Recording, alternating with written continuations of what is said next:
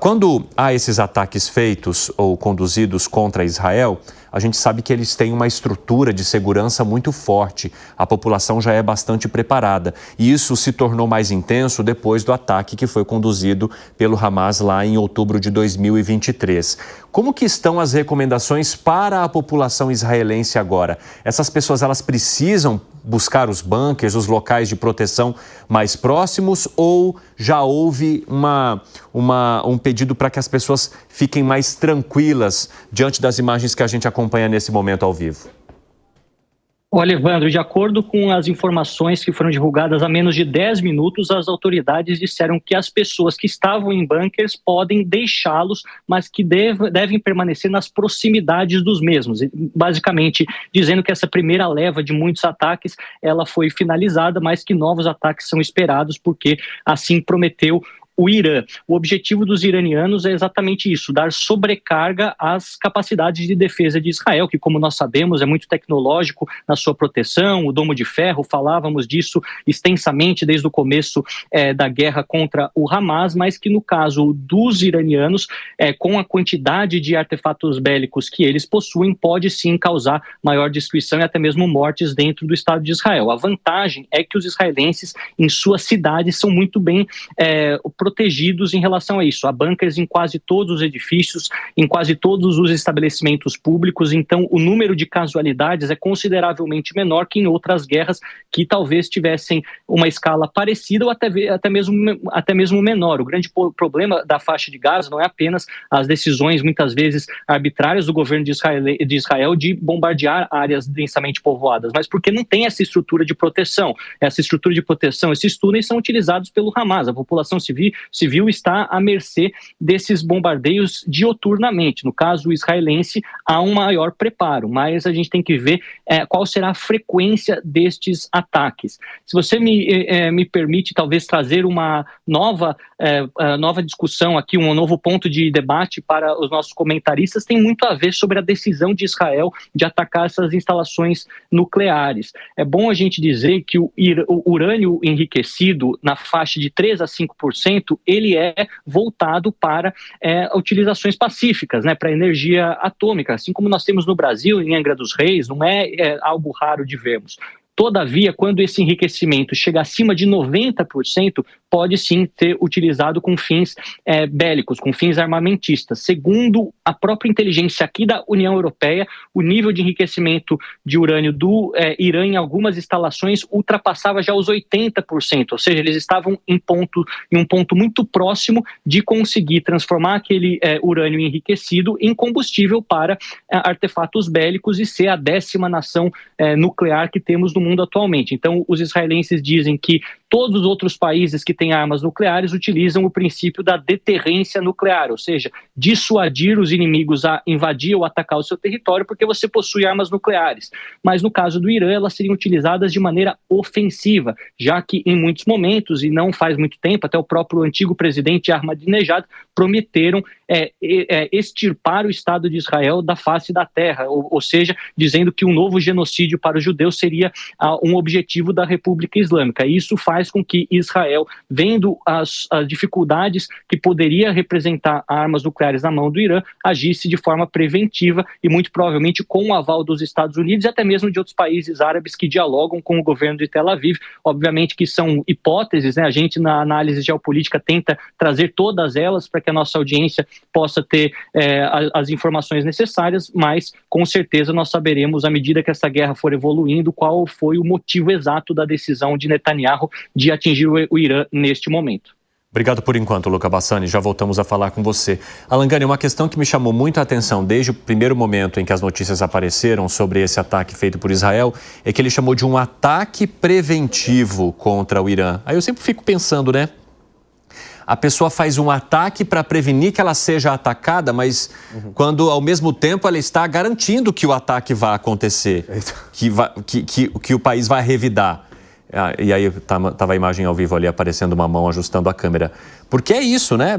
É difícil você pensar que haveria um ataque contra o Irã, sendo que outras situações já mostraram que ele revida, sim, e de se esperar que agora, nesse momento, ele decidisse fazer uma contenção por conta do pedido de outras autoridades que estão tentando trabalhar num acordo que, sei lá, se um dia vai acontecer. Exatamente, Evandro. É interessante essa questão do ataque preventivo porque muitas nações se utilizam desse dispositivo para iniciar uma guerra. Então, se a gente pegar e voltar lá atrás, né, nos Estados Unidos, na guerra do Iraque, qual que foi o argumento utilizado dos Estados Unidos, à revelia da União Europeia, à revelia da ONU para a invasão iraquiana? O Iraque tem armas em destruição em massa, portanto, iremos atacar o Iraque, iremos iniciar uma guerra contra o Iraque. Essas armas em destruição em massa nunca foram encontradas, há indícios de que houve uma fraude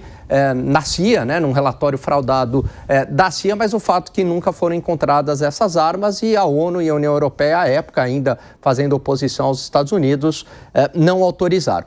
A Rússia, pelo mesmo motivo, mas não armas de destruição em massa, disseram: estamos invadindo a Ucrânia como um ataque preventivo, antes que tropas da OTAN cheguem na Ucrânia ou que há elementos nazistas dentro do exército ucraniano. De novo, se utilizam do tal ataque preventivo para a invasão da outra nação e novamente agora a gente vê Israel se utilizando desse dispositivo. Olha, existe a possibilidade de armas de destruição em massa, no caso armas nucleares, portanto vamos agir preventivamente. Agora, evidentemente que o Irã vai reagir, porque isso já ficou claro naqueles dois últimos ataques, com uma diferença.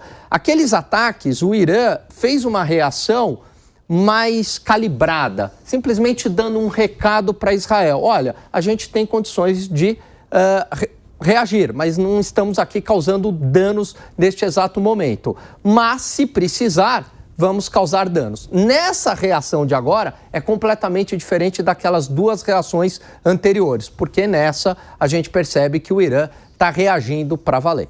Olha, eu recebo uma informação aqui da Agência Internacional de Energia Atômica que esse ataque conduzido por Israel destruiu uma instalação iraniana que enriquecia urânio a 60%. Muito mais do que o necessário para a produção de energia elétrica, mas menos do que o necessário para ser usado em uma bomba, Gustavo Segré. Mesmo assim, se é mais do que utilizado para questões pacíficas, digamos assim, o resto da utilização, sinceramente, a mim não me preocupa.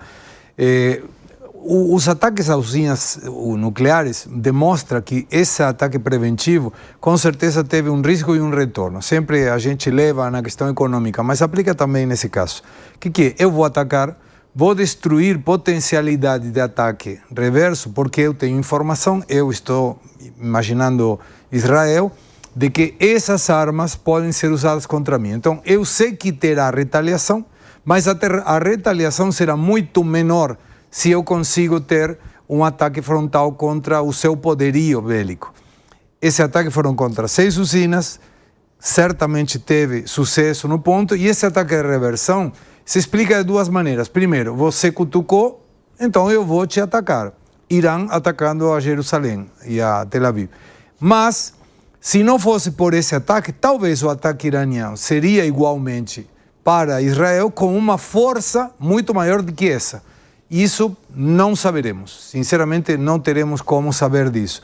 Mas o que a gente vê, impactos, pessoas, civis que são feridos, eventualmente mortos. Quando um vê um prédio desse jeito, nessa situação, custa entender que somente teve 7 feridos, mas tomara que seja isso.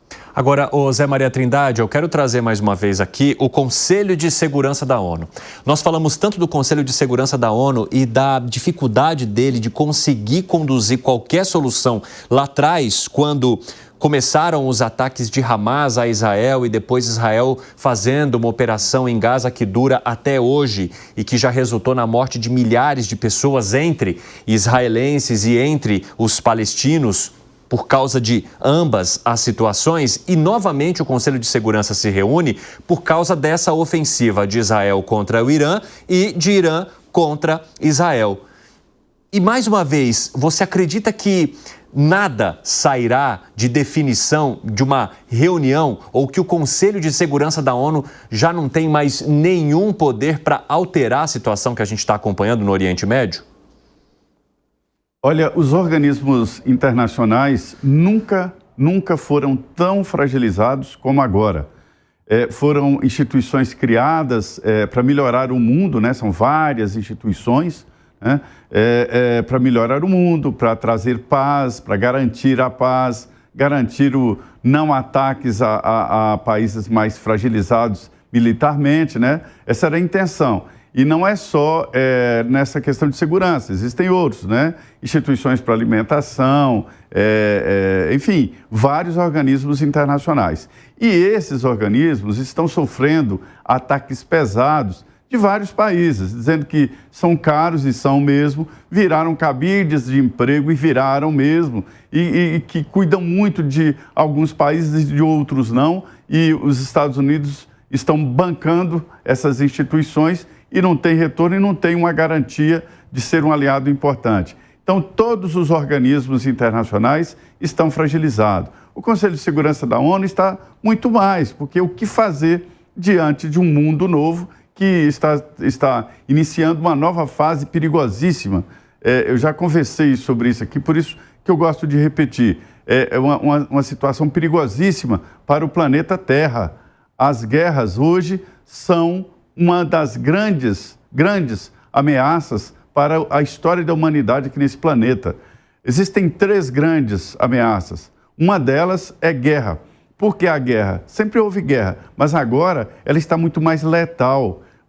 Os armamentos de destruição em massa estão muito melhor, estão muito mais equipados e destroem muito mais com controles de longe, ou seja, não há mais aquele confronto direto para chegar a um outro país. Então a guerra está mais barata e isso vai possibilitar que cada vez mais a guerra seja usada como solução de conflito. E esses organismos internacionais fragilizados e a ONU fragilizada, Cine, é nisso aí, quer dizer, não tem uma força superior, não existe a polícia do mundo para ser chamada, né? Fala, Gani. Olha só, o Zé toca aí num ponto bastante interessante, que é a fragilização dos organismos multilaterais, desses organismos internacionais, né? A ONU, ela foi criada lá atrás, pós-Segunda Guerra Mundial, justamente para evitar guerras, né? Vamos lembrar que tanto a Primeira quanto a Segunda Guerra Mundial foram muito custosas, sejam elas principalmente em termos de vidas ou em termos econômicos. Então vamos criar aqui um organismo internacional para tentar evitar essas guerras. Esses organismos deram conta do recado? Evidentemente que não. Pós-Segunda Guerra Mundial, houve uma série de guerras, né, com atrocidades, pegando, por exemplo, a Guerra do Vietnã, a própria guerra entre Estados Unidos e Iraque, a ONU foi contra, houve a guerra, a invasão da Rússia na Ucrânia também, a ONU foi contra, entre outras guerras que ocorreram.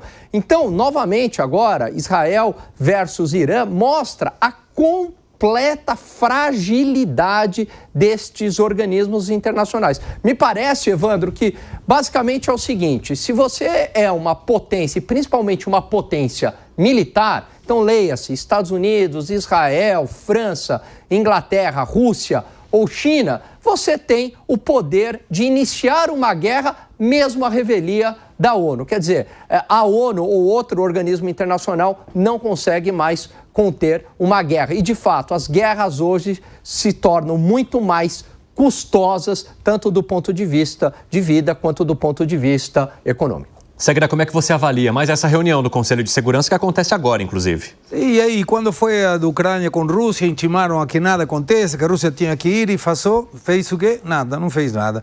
Está sendo uma questão protocolar. A ONU quer que terminemos com a guerra. Tá, alguém está fazendo ouvidos a isso? Ninguém.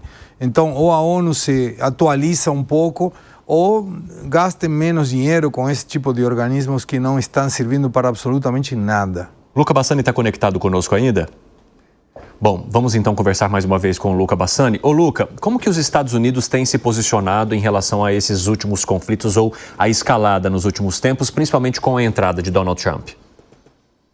Olha, Evandro, antes de responder a sua pergunta, mas também relacionado a ela, nós vemos que os Estados Unidos têm ajudado Israel a interceptar os mísseis iranianos. Isso acabou de ser divulgado pelas mídias norte-americanas, dizendo que o esforço militar dos Estados Unidos é também proteger os civis em Israel, já que os mísseis iranianos estão caindo, sobretudo em Tel Aviv e Jerusalém, as duas principais cidades do país. Em relação à posição de Donald Trump, eu acredito que ele se vê em um lugar bastante ambíguo. Primeiro, porque ele sempre falou contra o Irã, ele que tirou os Estados Unidos do acordo nuclear com o Irã durante seu primeiro mandato, sempre fez várias ameaças ao governo dos ayatollahs, mas ao mesmo tempo ele não quer ver os Estados Unidos em uma nova guerra, porque sempre durante a sua última campanha pregou que os Estados Unidos devem olhar para si e não olhar para o resto do mundo, não interferir em conflitos no resto do mundo. Então, ele sabe que é uma oportunidade para enfraquecer o Irã, ou até mesmo causar uma mudança de regime em Teherã, algo que os Estados Unidos querem desde 1979. Não podemos esquecer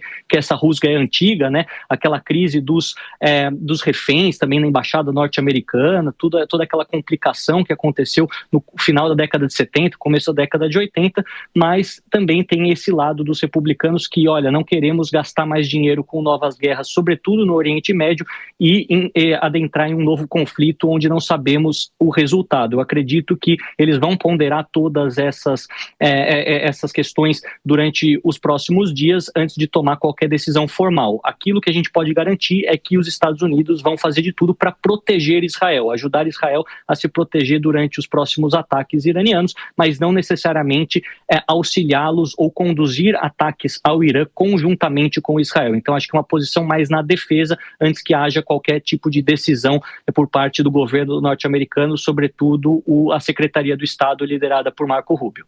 Ok, muito obrigado pelas informações por enquanto, viu, Luca Bassani? Fábio Piperno também está de volta das férias, está conosco depois de uma semaninha aí de descanso. E Fábio Piperno, a gente tem a informação de que, além dos Estados Unidos já terem sido avisados sobre os ataques que seriam conduzidos agora por Israel contra o Irã, de que ele também está ajudando Israel a interceptar possíveis ataques que venham do Irã.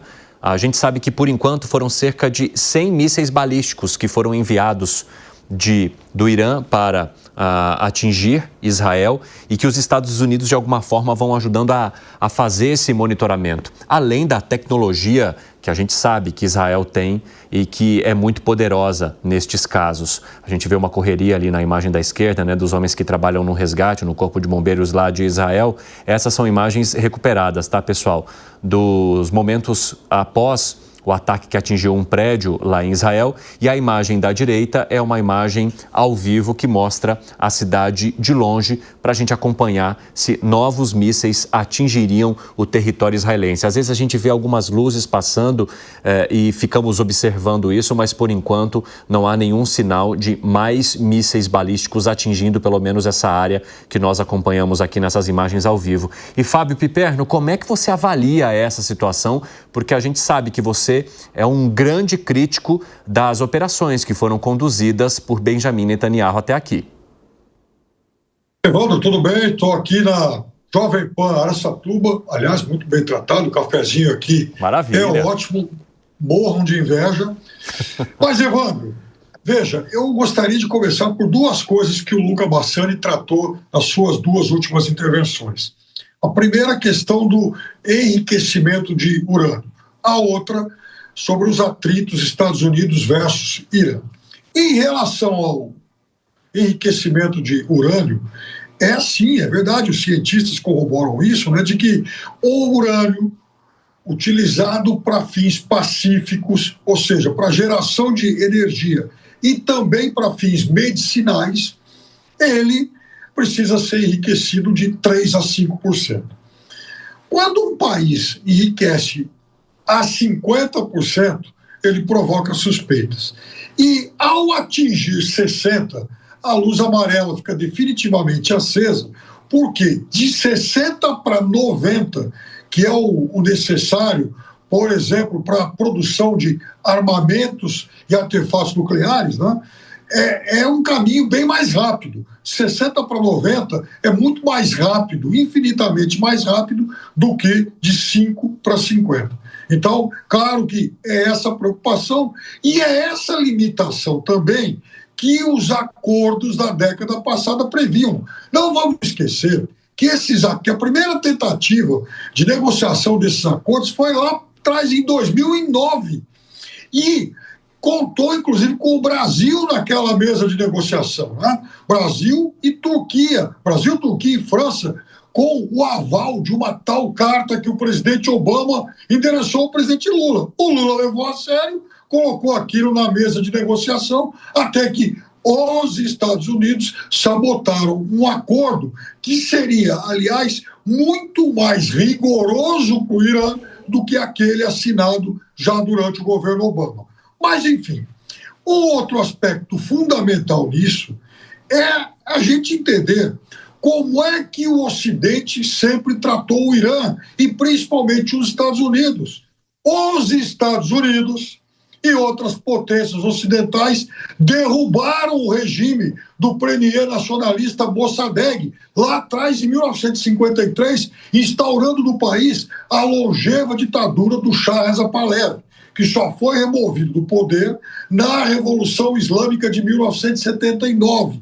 E aí instalou-se, então, a teocracia que governa o Irã até hoje, que, obviamente, não é um regime democrático, muito longe disso, é uma ditadura teocrática, porém, é também, Evandro, um país que foi atingido por uma guerra por procuração, que teve como nomeado para comandar essa guerra o Iraque, né? Não vamos nos esquecer da guerra Irã-Iraque, iniciada pelo Iraque em 1980, financiado por potências ocidentais. Ou seja, o Irã, embora hoje seja de fato uma ditadura, o Irã também sempre foi vítima dessas ações ocidentais.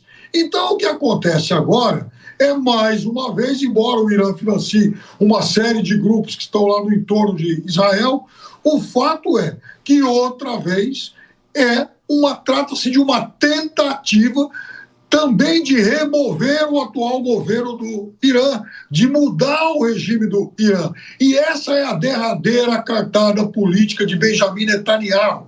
Essa é uma guerra que ela contempla os propósitos políticos de Netanyahu. Se ele não faz guerra agora, ele sai do poder, ele é um líder impopular e precisa da guerra para se manter como governante. Esse é um dos principais motores de mais essa ação de Israel contra o Irã. Muito interessante, Fábio Piperno. Imagens ao vivo agora podem manter ali, viu, pessoal? De um lado, do lado direito da sua tela, a imagem de Tel Aviv, do lado esquerdo, a reunião do Conselho de Segurança da ONU que acontece neste momento.